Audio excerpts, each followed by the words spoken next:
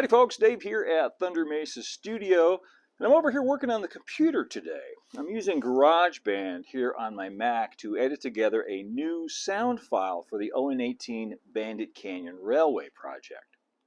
Now, I've already added an ambient background soundtrack with a Pricom Designs Dream Player Lite and some wonderful sound files from Fantasonics Engineering, and I covered all of that in a recent video. But this time out, I wanted to go a little bit more lo-fi, a little bit more do-it-yourself, with a very easy and budget-friendly system that starts with me creating a sound file here in MP3 format. I want to add the sounds of a good old-fashioned Wild West shootout over here in Hole in the Wall. So in this video, I'm going to be finishing up this scene, adding some catwalks and stairs and other details, painting up an assortment of menacing outlaw figures from Knuckle Duster Miniatures, and installing a push-button activated MP3 player down below to bring everything to life. And I will put links to all the products that I'm going to be using in the video description down below. To build the audio file, I'm using some free sound effects that I've downloaded from a site called soundbible.com. They have a nice assortment of sounds, and most are free to download for personal use. Then I'm mixing those with some music that I have and a smattering of recorded dialogue that I'm providing myself. I need to create a file that's less than 4 megabytes in size, and I want it to be about 30 seconds long at the most. The cheapo MP3 player that I'm going to be using can only store files up to about 4 megabytes. And I found from personal experience that people often lose interest in things like this if it goes on for more than half a minute. I've got the edit just about wrapped up here now, so I'll be able to transfer the file to the player in just a minute or two. But before I do, let's have a look at this thing. So I picked up this MP3 player on Amazon for about 15 bucks. And in fact, I went ahead and got 3 of them because I can see other applications in the future. You know, this is the kind of cheapo MP3 player you'll find presentations and point of sale displays, you know, like in a store, where you walk by and it suddenly starts talking to you. And they can be activated by a motion sensor or by a push button. I opted for the push button option because I could see it getting kind of obnoxious going off every time somebody walks by or every time the train passed by or something like that. So push button option for me. The unit is pretty much plug and play. In fact, it comes with this adhesive. You can just stick it on something like the back of a standee in a store like I was talking about. It's got a speaker already mounted in here, though it looks like I might want to upgrade that to something a little better. We'll see how that sounds. It requires 3 AAA batteries to operate, so that's pretty basic. Unfortunately, it does not have a volume control. The volume is set at the factory, and you can only really control the volume by where you place the unit. So I'm going to have to experiment with that a little bit. The unit has a micro USB plug, so sounds can be downloaded from your computer with a USB to micro USB cable, which this does not come with. I had to order one of those. So we just plug this in to the micro USB, and then this plugs into the computer, and we just drag the file into the volume when it shows up on the screen. Just drag and drop. Now, a disclaimer. Cheapo MP3 players like this one are at the opposite end of the spectrum from the high fidelity, beautifully engineered systems you can get from Pricom Designs and Fantasonics Engineering. If you're looking for great stereo scale sound, this ain't it. However, if you just want to add a few short and sweet spot sounds to scenes here and there, I can certainly see the utility of a budget-friendly option like this one. Now, with that out of the way, let's finish up the scene. We'll paint up some figures and get this thing installed. So the story here is that we've got these 2 rival outlaw gangs that are fighting for control of Hole in the Wall. And these are some 28mm outlaw figures from Knuckle Duster Miniatures. Some of them, in fact all of them, are recognizable movie characters. I've used 28mm figures throughout the Bandit Canyon layout. They are a little small for O scale. In fact, in O scale, they would be about, ooh, this guy's 5 feet tall. So they're all a little short. But that's okay, because if I use the same scale figures consistently throughout, it looks fine. As long as I don't put the 6 foot tall O scale figure next to them, nobody will even notice. I'm going to start, I think, by cleaning these guys up a little bit. They are excellent pewter castings. You know, the detail is fantastic, but there is a little bit of flash here and there that needs to be cleaned up with a hobby knife or a file. And I'm going to cut these stands off the bottom, or are these little bars, which actually go into slots in wooden stands for tabletop gaming. You can just cut right through those with a razor saw without too much difficulty. Just be careful not to cut their feet off, unless you want an outlaw named Stumpy. Really mixing and matching the figures here. Some of these guys are from spaghetti westerns, like Fistful of Dollars, and then I've got this guy.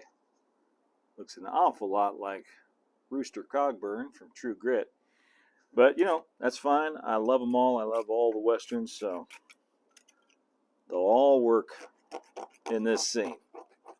I like to use an emery board like this and clean up the bottom of their feet until they stand up on their own.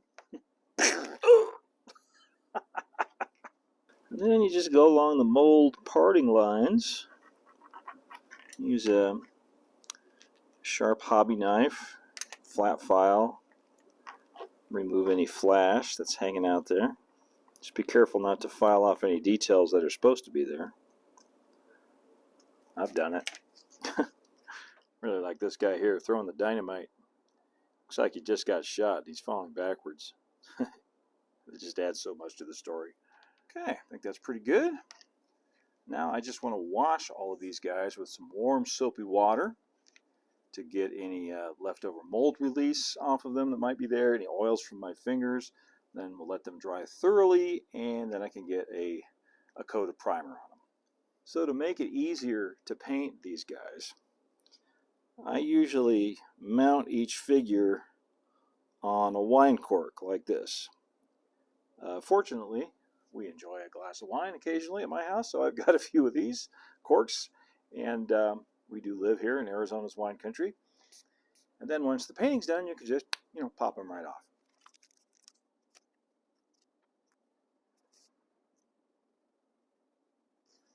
And there's our little rogues gallery, all ready for painting.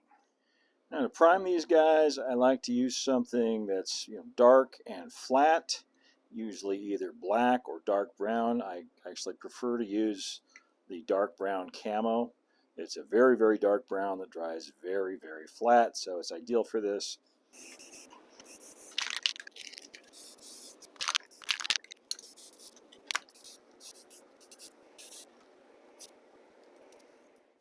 Okay, it's time to paint some figures. And I believe I've got everything I need right here. Got my figures all primed.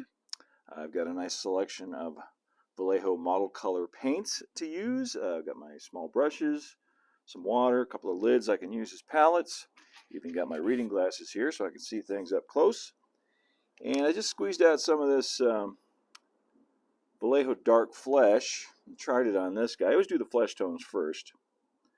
And it looks really yellow to me. So I'm going to take just a drop of Hull Red, and I'm going to mix these together and make that a little bit reddier, These are outlaws or cowboys. They spend all day, every day out in the sun. They're going to be rather dark complected. I like to paint the flesh tones first, so I don't have to be too careful with these flesh tones. I can just kind of slop them on here, because I'll be painting over the parts where, the shirt is, or the jacket or vest or whatever, the hat, or in this case, the fistful of dynamite. The other reason I like to do the flesh tones first is because they're the hardest thing to get right. Most out-of-the-bottle flesh tones just do not look very lifelike in my experience. So you usually have to tweak them a little bit or mix your own. Now look here, this is the color that Vallejo calls medium flesh out of the bottle.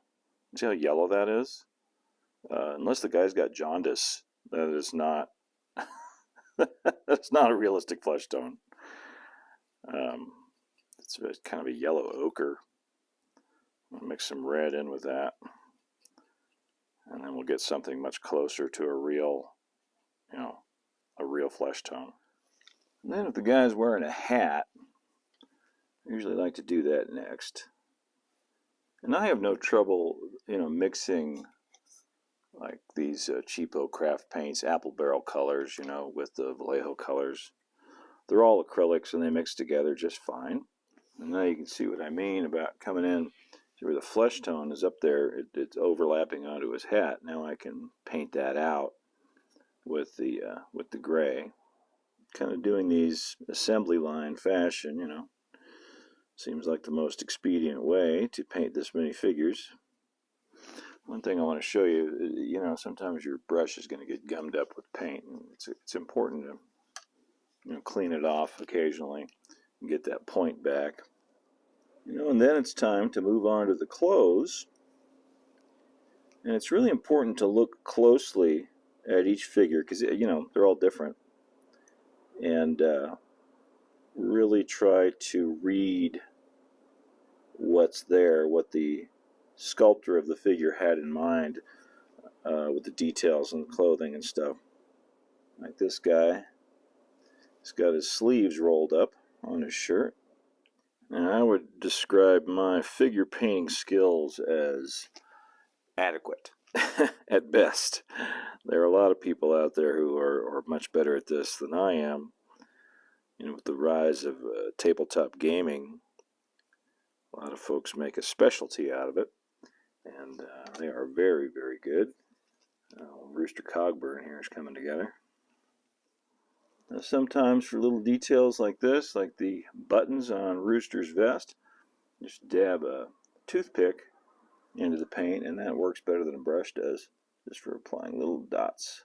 And then for things like the pistols, I'm going to use some Vallejo gunmetal, or silver, or metallic black.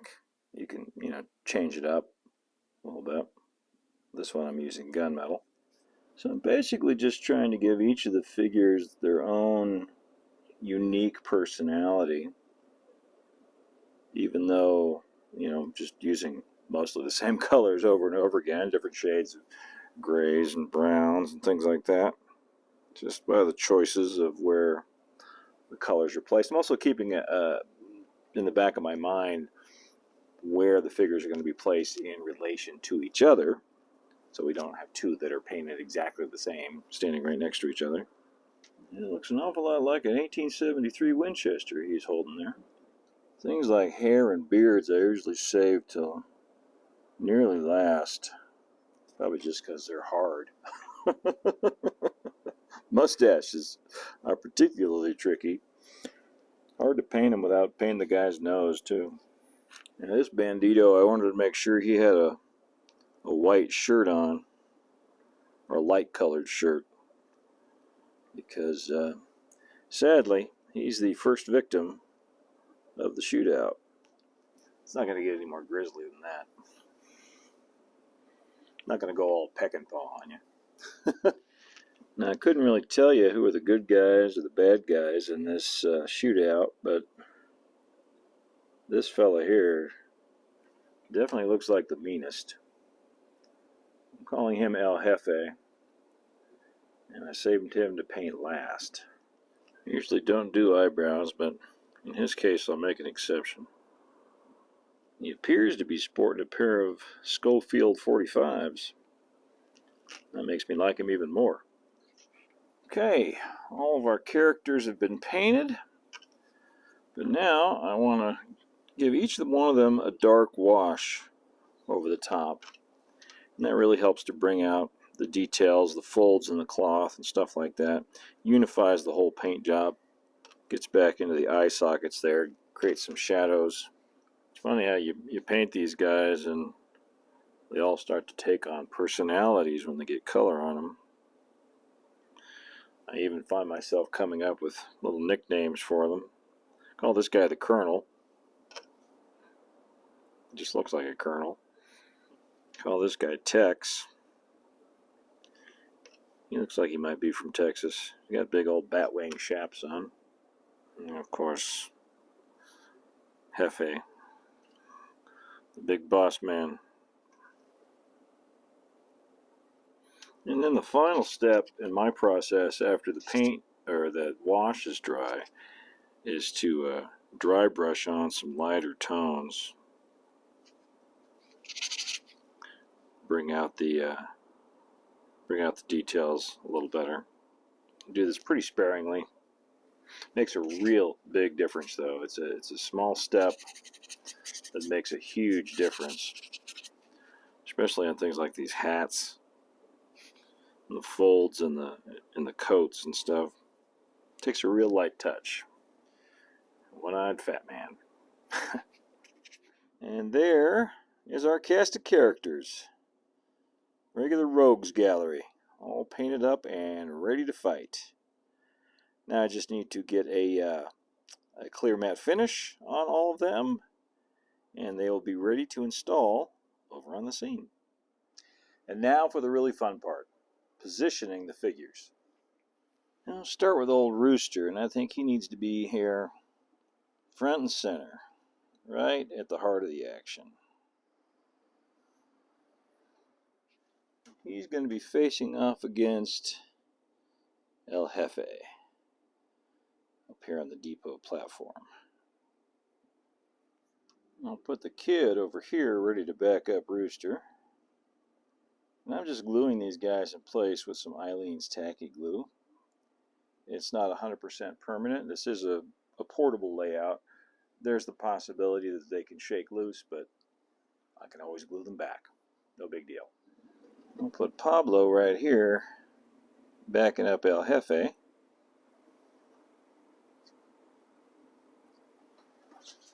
I want Red over here, sneaking around the backside of Edda's place. He looks like the bushwhacker type. I'm going to put Tex right here, ready to take cover behind these barrels. And I'll put Dynamite throwing guy right here, where he just got shot by this guy while he's standing in front of these cases of Lideman hide. Lastly, put the Colonel up here with the Winchester to provide cover. Okay, the main characters are all in place, and now it's time to meet the supporting cast. Here behind the depot we have a horse who's all saddled up and ready for a quick getaway. He's a figure from the Aspen Modeling Company, and he actually used to be over on the Thunder Mesa layout in the outlaw town of Hanging Rock, so I thought he'd fit in really well right here. I just finished painting up this guy. He's a wild burro, and he comes from Mini Prints. Then up here on the rocks, we have a raven, awaiting the outcome of the gunfight down below. He's also from Mini Prints, but I replaced his legs with some floral wire so I could have him perched up on the foam. And spoiler alert, there's a rattlesnake in the soundtrack, so I thought it fitting to have one up here by the depot. He's also from Mini Prints. And that's it for the characters. I had a few final details. Got a bottle of Puerto Borracho's finest here that I think some of these outlaws may have been sampling. Now, while I don't have a plethora of piñatas, I do have this guy who was carved by Bob Kerner.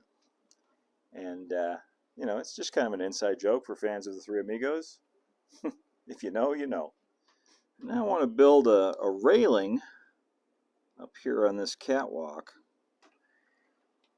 Because, you know, anytime you have a high spot like this, you have to have a railing so that when the guy gets shot, he can dramatically fall through it. And these are some 1/16 of an inch rounds. Once again, gluing those in place with a little bit of Eileen's tacky glue. And I'll finish this off with some 2x4s for the actual railing.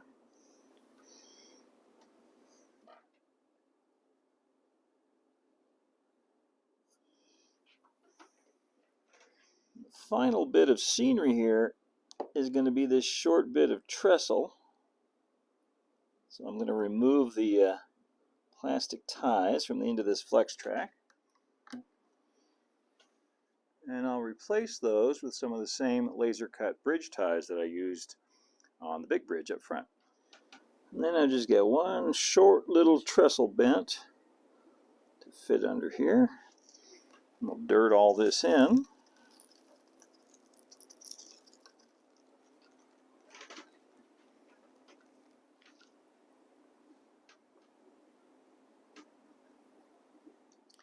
I'll let all that dry and I'll come back and spike the rail down.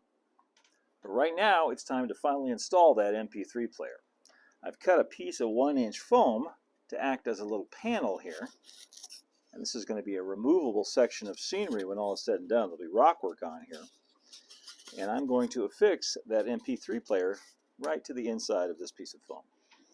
Since this thing is battery powered, I can have the whole unit contained right here on the back of this piece of foam. I don't have to hook it up to anything else.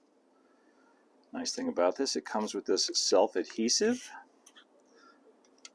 And this is meant to stick to something with the speaker face down like that. So I'm going to do it that way. Alright, that's not going anywhere. And then I can attach the battery box right there with some industrial strength Scotch foam tape.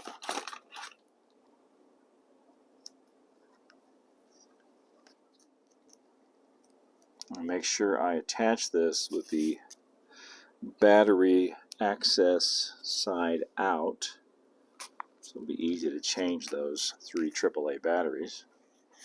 Now for the activation switch, I think I will run this through a little slot and we'll put it up in the front. Yeah.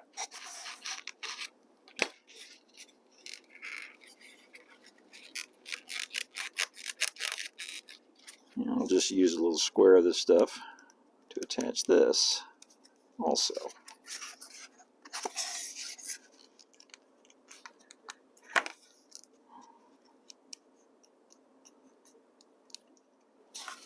All right. Well, I tested this out real quick and found the sound to be a little bit muffled. Apparently, it's only designed to play through, a thin layer of cardboard, not through an inch of insulation foam. So I went back and carved this out a little bit. And now I think we're ready to install it in the scene. All right. That goes just like that. Nothing left to do now but let it play.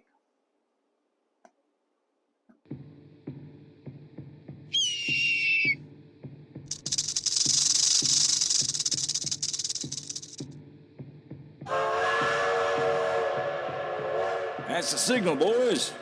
Let 'em have it. Feel your hands, you son of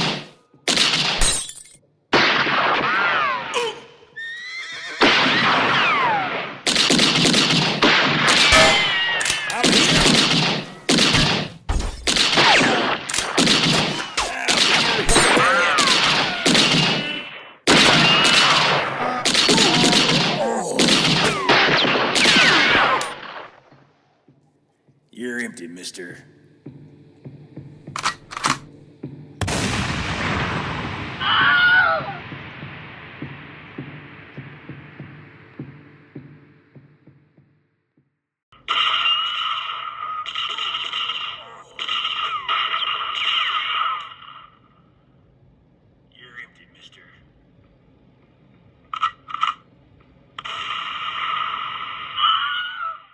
And of course, I had to wrap it up there at the end with the Wilhelm scream.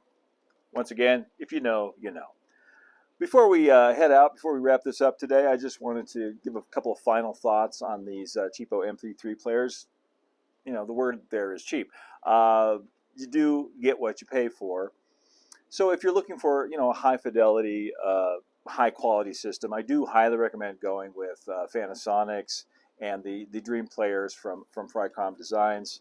There are other ones out there too, but with this, it's good for what it's good for. A little bit of spot sound here and there, like I said at the top, and there's not a lot of low end which, you know, you do kind of lose something there with a gunfight without the bass, but without, you know, on that shotgun blast. So, you know, that's it's a trade-off. It's a trade-off. It's a budget-friendly option, but it's not, you know, mind-blowing great sound by any stretch of the imagination. So the positives are, you know, inexpensive, easy to set up, plug and play. You know, pretty much you can have sounds up and running within an hour on a layout with one of these. That said, the interface can be a little wonky. It's obviously designed for Windows PCs and not Macs like what I use. So you know, buyer beware. Also, the play switch is very finicky. I usually have to press it 2 or 3 times to get the program to play. So maybe there's some troubleshooting I can do on that. But, you know, in the meantime, it's installed, it works, it sounds pretty okay. I'm happy with it. And there it is, my friends, the big showdown at Hole in the Wall. You know, I had a great time putting all this together, and I can't wait to show it off to everybody. I've only got a couple of projects left to complete, a couple more videos probably before I wrap up work on the old Bandit Canyon Railway, at least for now. I've got some fascia to finish, little detailing here and there, some more rock work, some access panels, stuff like that, little odds and ends, and I hope you will join me for those videos going forward. If this is your first time here on the channel, I hope you will subscribe and hit that notification bell so you'll see all the videos coming from Thunder Mesa Studio. You can also follow us over on Instagram at thunder.mesa and see what's happening on the Thunder Mesa Studio website at thundermesa.studio. As always, a huge shout out and thank you to our Patreon members who help to make these videos possible. Until next time, keep moving forward, my friends. Adios for now.